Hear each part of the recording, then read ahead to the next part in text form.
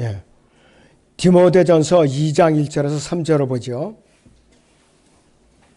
디모데전서 2장 1절에서 3절을 봅니다. 그러므로 내가 무엇보다도 먼저 권하노니 모든 사람을 위하여 간구와 기도와 중보와 감사를 하되 왕들과 권세 있는 모든 사람을 위하여 기도하라 하라.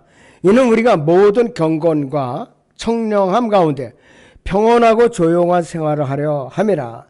이것이 우리 구주 하나님 앞에 선하고 기뻐하실 만한 일이니. 자, 이렇게 말씀을 하고 있습니다. 그래서 오전에 제목은 치리자들 또 왕들을 위한 기도입니다. 2장 1절에 보시면은 그러므로 내가 무엇보다도 먼저 권하노니 그랬습니다. 모든 사람을 위하여 간구와 기도와 중보와 감사를 하되 이랬습니다.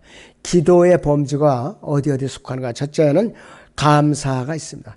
기도하는 중에 감사를 드리고 다른 지체들 중에서 자기에게 감사할 것을 잊고 있는 일에 대해서도 하나님께 감사를 드려야 된다. 말 그대로 감사예요.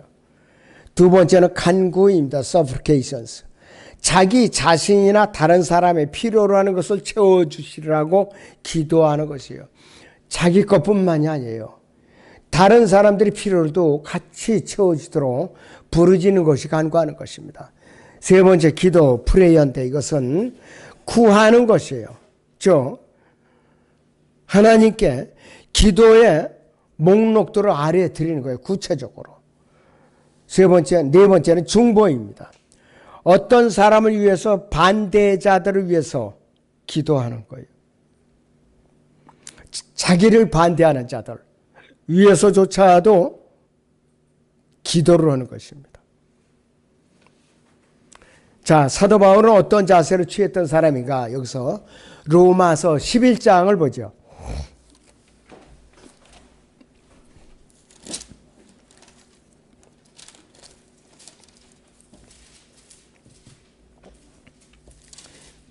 (2절에서) (3절을) 보죠. 하나님께서 미리 하신 자기 백성을 버리지 아니하셨느니라. 너희는 성경에 엘리야에 관하여 말하는 것을 모르느냐. 그가 하나님께 이스라엘에 대해 중보하여 말씀을 드리기를 주여 그들이 주의 선지자들을 죽였으며 주의 제단들을 헐어버렸고 나만 홀로 남았는데 그들이 나의 생명을 찾고 있나이다 그랬습니다. 이랬을지라도 엘리야는 이스라엘 백성들을 위해서 기도했어요. 아방을 위해서 기도했어요. 그 다음 마지막으로 이제 간구가 또 나오는데 간구와 기도와 중보에 끼어서 드리는 이 제목들이 또 있어요. 보충해가지고. 첫째는 우리는 왕들과 권세 있는 사람들에 대해서 왜 기도해야 되는가? 이유가 있습니다. 디모데전서 2장 2절 3절에 있는 대로 왕들과 권세 있는 모든 사람을 위하여 하라. 이는 우리가 모든 경건과 청량한 가운데 평온하고 조용한 생활을 하려 함이라. 이것이 우리 구주 하나님 앞에 선하고 기뻐하실 만한 일이니 이렇게 말씀을 하고 있어요. 첫째는 세상의 평화를 오게 하는 것도 아니고 세상을 위한 기도도 아닙니다. 다만 그리스도인 개개인을 위한 기도예요. 우리도 이 세상 정부에 대해서 무조건 욕만 할 게 아니에요. 치리자를 위해서 기도해야 돼요. 왜? 하나님께서 허락하심 안에서 세우신 치리자라 이거예요. 하나님께서 다루시도록 우리는 기도를 해야 돼요. 두 번째는 사회 구원을 기하는 것도 핵 위협을 끝나게 해달라는 것도 고난받는 소수에게 공의를 보장해 달라는 것도 아닙니다. 다만 우리 신앙생활은 위협을 받지 않기 때문에 불필요한 박해를 불러들일 필요가 없기 때문에 우리는 기도해야 되는 거예요. 세상 정부를 위해서, 치리자를 위해서, 왕들을 위해서, 총독들을 위해서 우리는 기도를 하는 겁니다. 러시아 우크라이나 전쟁에 푸틴이 몇 번이나 핵단추를 누르려고 그냥 손이 건질건질한 걸 억지로 참았어요. 핵전쟁은 아무 때나 일어날 수가 없어요. 러시아가 핵단추를 누르면 미국도 눌러서 완전히 지구가 엉망진창이 돼요. 하나님의 허락하시 않으면 일어날 수가 없어요. 그래서 핵전쟁은 언제 일어나느냐? 우리가 들림받은 이후에 이스라엘이 막다른 골목에 있었을 때 스카라서 보면은 사람들이 눈이 녹아서 내린다 그래서 눈이 아니 녹아버린다 그랬어요. 핵전쟁으로 녹아내리는 거예요. 이스라엘의 단추를 눌러버리는 거예요. 자기들이 최후의 수단으로 죽게 생겼으니까. 그래서 주님께서 내려오시는 거예요. 그전에는 핵 쏜다. 성경에 의하면 절대로 쏠 수가 없어요. 여러분들 근심 걱정 핵전쟁 하면 안 돼요. 하나님의 섭리 가운데 핵단추는 누를 수가 없다 이거예요. 억지 수단에 불과하다 이거예요. 자, 세 번째는 그리스도인 개개인이 정직함 가운데 주 예수 그리스도를 따라가는 삶을 실천하고 평화로움 속에 살 수 있도록 우리는 그래서 기도를 하는 거예요. 그렇기 때문에 치리자가 미꾼곡꾼 우리는 기도를 하는 거란 말이에요. 올바로 치리하러. 시편 122편 6절을 봅니다. 시편 122편 6절을 보죠.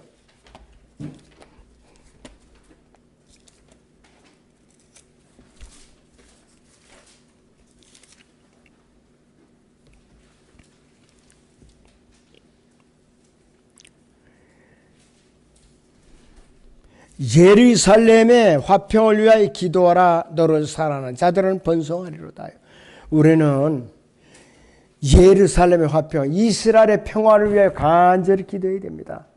이스라엘은 지금 하마스, 헤즈볼라, 후티반공, 시리아, 이란과 5개 집단과 전쟁을 벌여왔어요. 그 조그만 나라가 하나님의 역사하심이에요. 어떻게 이겨내고 있느냐. 우리나라 땅덩어리 절반밖에 안 돼요.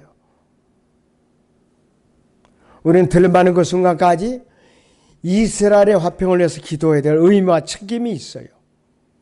이스라엘을 위한 반대 정책이 있으면 큰일 납니다. 저주를 받아요. 세계 평화는 속임수입니다. 국제연합은 전쟁 당사국을 조종하고 억제시킬 힘이 없어요. 국제연합은 형식이 있을 뿐 실행할 힘이 없는 사람들을 속이는 도구에 불과하다 이거예요. 자, 치리자들을 위해서 왜 우리는 기도해야 되는가? 둘째는 인간의 모든 법령에 복종하는 것이 하나님의 뜻이기 때문에 그래요. 우리나라에도 수많은 정말로 악법들이 지금 많이 통과되고 있어요. 그럴지라도 인간의 모든 법령에 복종하는 것이 하나님의 뜻이라고 그래요. 하나님께서. 베드로전서 2장 13절 15절을 거기 같이 보시죠. 여러분들. 주를 위하여 인간의 모든 법령에 복종하되 권세 있는 왕에 관하 혹은 악을 행하는 자들을 벌하고 선을 행하는 자들을 칭찬하라고 그가 보는 관리들에게 하라. 이는 하나님의 뜻이니 그러함이니 너희가 선을 행함으로 어리석은 사람들의 무지를 잠잠케 하려는 것이라 그랬어요. 이런 규칙들이 준수하는 것이 항상 주님과 관련되어 있어요. 베드로전서 2장 13절에서는 인간의 모든 법령을 준수하고 권세 있는 왕에게 복종해야 되고 그 목적이 베드로 2장 13절에서 사람이나 국가 사회를 위해서가 아니라 주를 위해서라고 그랬어요. 주를 위해서. 세상에 입법기관이 아무리 악한 법을 통과시키더라도 주를 위해서 우리는 준수하라 했어요. 주를 위해서. 하나님을 위해서. 베드로전서 2장 14절이나 2장 15절에서 그 다음에 16절, 17절, 18절, 19절, 20절에서 모두 마찬가지라 이것이에요. 우리가 그리스도인으로서 모든 법령들에 복종하고 국가 통치권을 가진 권세자들에게 복종해야 하는 것은 그 근원적인 이유와 목적이 하나님을 위해서 순종하라는 것이에요. 하나님을 위해서.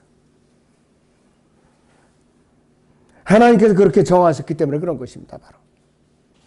그들이 하나님께서 세우신 사람들이고 그들에게 복종하는 것이 하나님께서 요구하시는 것이기 때문에 그렇습니다. 우리는 하나님의 종입니다. 그렇기 때문에 우리는 하나님의 종들로서 그분의 요구와 명령에 따를 수밖에 없는 것이에요. 베드로는 여기서 이것을 강조하고 있어요. 특별히 인간의 모든 법령과 권세 있는 왕을 비롯한 그들이 임명한 관리들에게도 복종하라고 얘기하고 있어요. 세상에는 도저히 승복하기 어려운 법령들과 악한 권력자들을 허다하게 많이 있어 왔습니다. 그래서 복종하기보다는 저항하고 대결하는 사람들이 많아지고 아예 무시해버리고 등을 돌리는 사람들도 세상에는 많이 있어요. 그러나 성경은 복종하고 존중하라고 명령하고 있는 것이 하나님을 위해서 하나님께서 기뻐하실 만한 것이라면 그리스도인들은 아무리 어렵고 힘들더라도 기쁜 마음으로 복종해야 되고 하나님을 위해서라면 자원해서 하는 사람들이 바로 그리스도인들인데 세 가지 이유가 있습니다. 첫째는 사람을 위해서가 아니라 하나님을 위해서고 두 번째는 사람을 기쁘게 하기 위해서가 아니라 하나님께서 기뻐하실 만한 것을 하기 위해서 세 번째는 사람을 두려워해서가 아니라 하나님을 두려워함으로 하라고 명령을 하고 있는 것이요. 이것 때문에 악법에도 우리가 순종을 해야 되는 것이. 그런데도 우리는 어떤 환경 아래서는 도저히 복종할 수 없는 경우가 있어요. 살다 보면 그런 경우가 있습니다. 아무리 하나님께서 명령하셨다고 하지만은 이것만은 내가 도저히 따를 수 없다고 항변할 수 없는 극한 상황이 있을 수 있다는 말입니다. 바로. 아무리 생각해도 우리가 승복할 수 없는 명령이고 양심이 허락하지 않는 상황이 닥칠 경우가 있는데 이러한 경우에는 우리는 어떻게 부르짖어야 되는가? 주님, 저는 도저히 복종할 수가 없습니다. 주님을 위해서 이렇게 저렇게 하기를 원합니다. 하나님께서 기뻐하실 만한 것을 위해서 저는 이들에게 복종하지 않고 오히려 저항하겠습니다. 이렇게 해도 주님께서는 기뻐하시겠습니까? 사람을 위해서가 아니라 하나님을 위해서요. 하나님께 기뻐하실 만한 것이 전제가 되어야 되는 것이요. 자, 주님께서는 이런 경우에는 특별한 섭리 가운데 역사하십니다. 사도행전 5장 29절을 보죠. 여기서 사도행전 5장 29절을 보세요.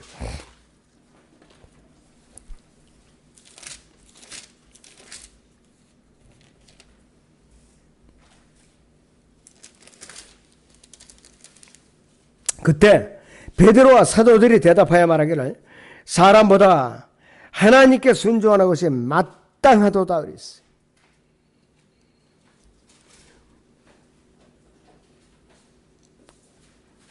그리고 또 22절, 23절을 보죠. 그러나 관원들이 거기에 갔으나 감옥 안에 그들이 없는지라 돌아와서 보고하여 말하기를 우리가 보니 감옥은 참으로 안전하게 잠겨 있고 간수들은 밖에서 문 앞을 지키고 서 있는데 우리가 문을 열었더니 그 안에는 아무도 없었나이다라고 하더라. 사도들이 가둬놨더니 주의 천사가 왔고 옥문을 열어서 풀어준 거예요. 또 전화라 이거야 또. 자, 사도행전 4장을 봅니다. 18절에서 20절을 봅니다. 그들을 불러서 명령하기를 절대로 예수의 이름으로 말하지도 말고 가르치지도 말라고 하더라. 그러나 베드로와 요한이 그들에게 대답하여 말하기를 하나님 앞에서 너에게 경청하는 것이 하나님께 경청하는 것보다 옳은 일인지 판단하라. 우리는 보고 들은 일들을 말하지 아니할 수 없느라고 하더라. 그랬습니다. 그렇기 때문에 그 당시에 종교인들, 바리새인들, 제사장들, 율법사들, 서기들은 처벌할 방도로 찾지 못하고 위협을 한 후에 도로 그냥 풀어준 거예요. 주의 교리가 예루살렘에 그냥 급속도로 싹 썰물처럼 밀물처럼 밀려 들어오니까 자기들의 위협을 느낀 거예요.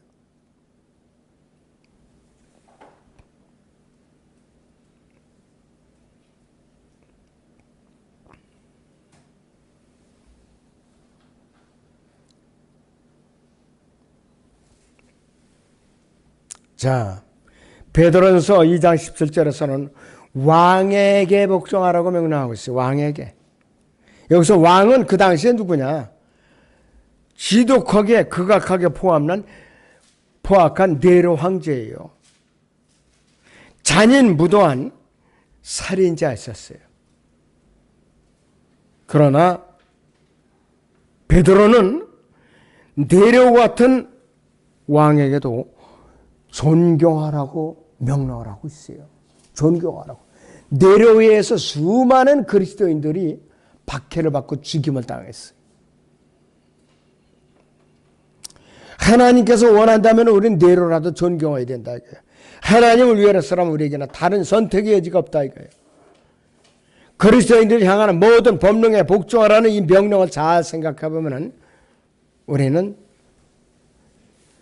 여기서 오묘한 의미가 있음을 알 수가 있어요.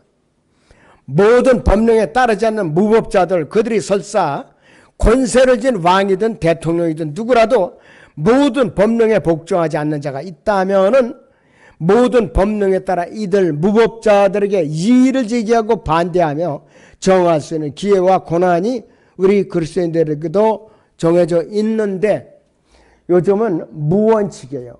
특별히 우리나라는 무원칙이죠. 원칙이 없어졌어요.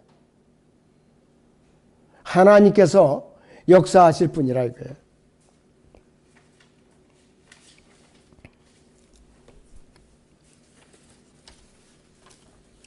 자, 그렇기 때문에 우리는 인간의 모든 법령에 복종하라는 말씀에 순종해야 될 의무와 책임이 있다 이것이에요. 베드로전서 2장 14절에서 그가 보낸 관리들은 누구냐? 로마 황제가 이스라엘에 파송한 빌라도 같은 총독이라든지 헤롯 같은 왕들이에요. 그 당시에 헤롯은 이스라엘 전체의 왕이 아니에요. 4분의 1 영제예요. 분봉, 그래서 분봉왕이라고 그러는 거예요. 관리들은 원래 통치자가 악을 행하는 자들을 벌하고 선을 행하는 자들을 칭찬하라고 세운 사람들이고 파견한 공무원들이에요. 우리나라로 말하면 대통령이 세운 각 부서 장관들, 그 다음에 또 그 장관들이 세운 공무원들이 있어요. 말단 공무원에 이르기까지. 허다못해 동사무소에 이 직원들에 이르기까지. 다 이들이 엄격하게 말하면 관리들에 속한다 이거예요. 어느 시대를 막론하고 부패한 공무원들은 인류 역사상 근절되지 않고 존재해 왔어요. 특별히 공산주의일수록 독재자일수록 부부정 부패가 극심합니다. 더 민주주의일수록 부정 부패가 오히려 적어요. 더 적다 이거예요. 그리스도인들이 이런 자들에게 복종하는 것은 1차적인 원칙인데 왜 그런가? 하나님을 위해서 이거 하나님께서 기뻐할 만한 것이기 때문에 복종을 해야 된다 이거예요 바로. 그래서 베드로전서 2장 15절에 주위에서 살펴보면은 이는 하나님의 뜻이 그러함이니 그랬어요. 너희가 선을 행함으로 어리석은 사람들의 무지를 잠잠케 하라는 것이라고 그랬습니다. 베드로전서 2장 15절에 권세 있는 왕에게 복종하고 그가 세운 관리들에게 복종하는 것이 하나님의 뜻이라고 그랬어요. 여기서 하나님의 뜻은 직접적인 뜻이에요. 간접적인 뜻도 아니란 말이에요. 우리가 치리자들과 관리들에게 복종하는 것은 하나님의 뜻이기 때문에 선을 행함에 해당되는 것이. 자, 이 그리스도인들이요, 사회를 개혁해버리자, 정부를 뒤엎어버리자, 그래갖고 무기를 들고 무기를 탈취하고 현 정부에 대항한다면 하나님의 뜻에 거스르는 거예요. 하나님 뜻이.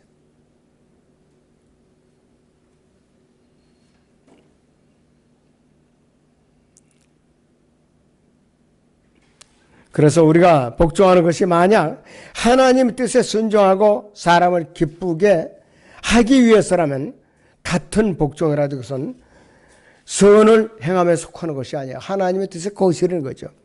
너희가 선을 행함으로 어리석은 사람들이 무지를 잠잠케 하려는 것이라는 것이 하나님의 직접적인 뜻입니다.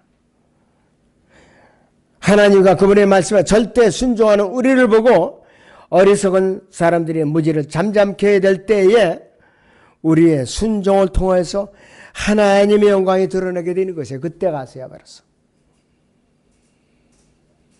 왜 우리는 치리자들을 위해서 순종해야 되는가? 세 번째는 모든 권세는 하나님께로부터 나왔기 때문에 그래요. 로마서 13장 1절 2절을 보시면 각 사람은 위에 있는 권세자들에게 복종하라. 하나님께로부터 나오지 않은 권세는 없나니 모든 권세는 하나님께서 정하신 것이라. 그러므로 누구든지 권세자에게 거역하는 자는 하나님의 율례를 거역하면요, 거역하는 그들은 스스로 저주를 받게 되리라 그랬어요. 모든 권세는 하나님께 정하신 것이에요. 하나님께서 그분의 뜻에 어긋나면 그분께서 바꾸시는 거지 우리가 바꾸는 것이 아니에요. 우리는 복음이 사도 바울이 복음을 전했을 당시에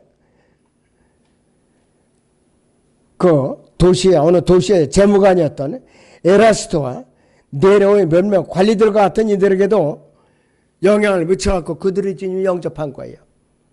선행을 보고 복음을 듣고서. 우리가 깨달은 사실은 구원받지 못한 세상 정부의 관리들조차 하나님의 사역자예요. 여러분들 세상에서 정부에 임명한 관리들, 파견한 공무원들도 하나님 편에서 보면 사역자예요. 말도 안 되는 소리 같죠? 하나님 편에서 보면 하나 세상 질서를 유지하기 위한 하나님의 사역자들이라 이거예요.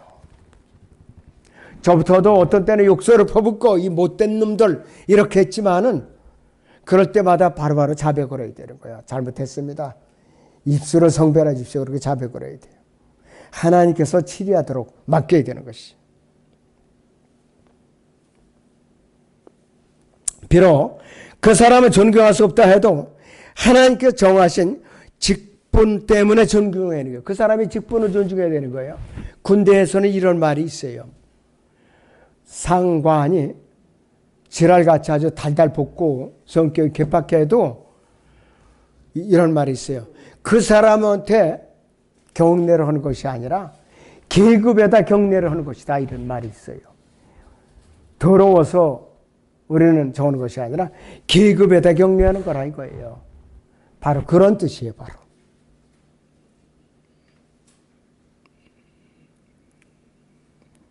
비록 그 사람은 존경할 수 없다 해도 하나님께 정하신 그 직분을 존중해야 되고 치리자들은 선한 사람들이 아니라 악한 사람들에게 두려움이 대상이 된다 이것이요. 따라서 사람이 계속해서 그리스도인의 생활을 한다면 두려워할 필요가 없죠. 정부가 공식적으로 주 예수 그리스도를 반대하는 곳에서는 사도행전 5장 29절의 원리를 따라야 된다 이것이요. 그래서 하나님께서는 노아의 홍수 이후에 중요한 형벌을 포함하여 인간의 정부를 제정하셨어요. 인간 정부가 최초로 세워진 것이 노아 홍수 이후에 세워졌어요. 세상에는 세 가지 기구가 있습니다. 창세기 2장에서 가정이 세워졌고 사도행전 2장에서 교회가 세워졌고 창세기 9장에서 세상 정부가 세워졌어요. 그런데 이 세 가지 기구가 기능이 서로 중복되어서는 절대로 안 돼요. 중복되는 순간에 변질되게 돼 있어요. 만약 교회와 국가가 엄격하게 분리되지 않으면 복음은 즉시 변질되는 거예요.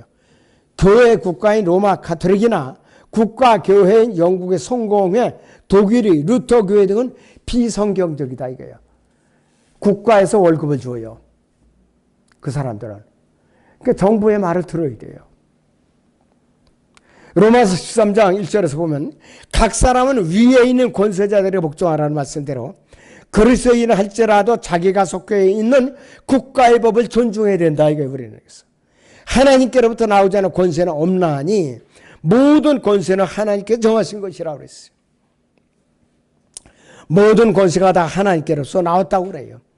빌라도는요, 요한복음 19장 10절에서 이렇게 예수님께 말을 합니다. 그때 빌라도가 주께 말하기를 네가 나에게 말하지 않느냐? 나에게는 너를 십자가 처형할 권세도 있고 너를 놓아줄 권세도 있다는 것을 알지 못하느냐 하더라.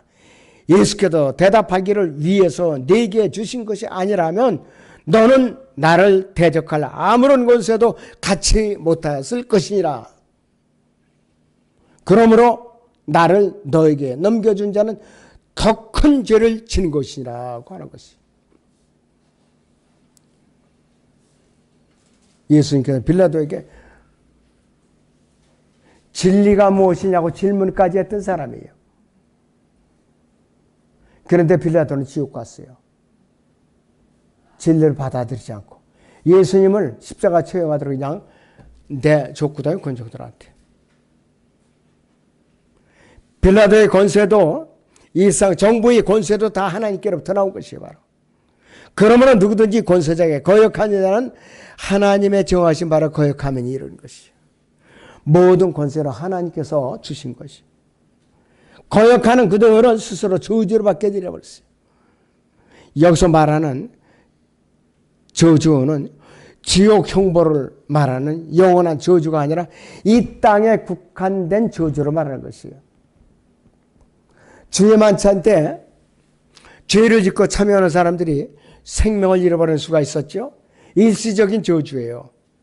구원 받은 사람만이 주의 만찬에 참여한 거 아니에요. 육체의 생명을 거두는 거라 이것이요.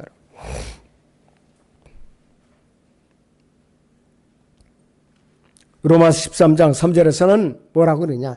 이는 다스리는 자들은 선행에 대해 두려움이 되지 않냐고 악행에 대해서만 되민이라고 그랬어요. 어리석은 권세자들은 여기서 제외되죠. 그러나 그들은 악행에 대해서 징벌하지 않기 때문이고 너는 네가 권세자를 두려워하지 아니하기를 원하느냐. 선을 향하라. 그러면 그에게 칭찬을 받으리라고 그랬어요. 이 세상에서 살면서 처벌을 받지 않으면 우리는 법을 지키면 되는 것이에요. 그러나 선을 행하고도 감옥에 갈 수밖에 없었고 순교를 당하게 수밖에 없었던 기독교가 박해받았을 때인 폭군 네로 황제 때 로마의 폭군들이 권세를 잡았을 때 그리스도인들이 5천만 명이나 순교를 당했어요.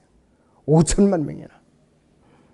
그들은 하나님의 법과 세상의 법과 부딪혔을 때에 하나님의 법에 순종했던 사람들이에요. 하나님의 법에. 그 당시에 중세의 암흑시대에 권세자들이 누구였었느냐. 로마 가톨릭이 있었어요.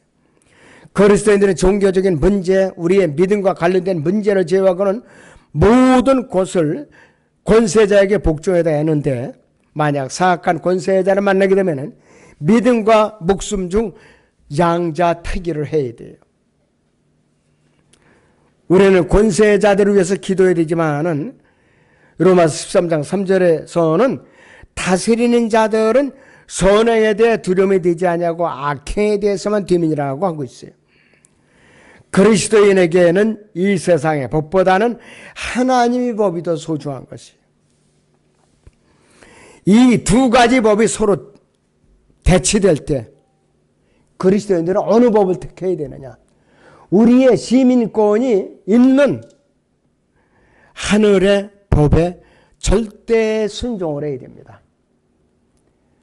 이건 뭐냐? 순교당한다 이 뜻이에요. 바로 사도행전 5장 29절을 다시 봅니다. 사도행전 5장의 29절을 다시 봅니다.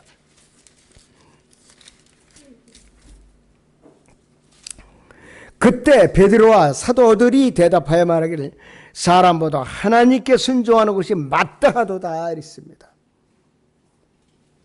이들이 왕국 복음을 전하고 있었어요. 그러나 세상 법과 부딪히고 있었어요.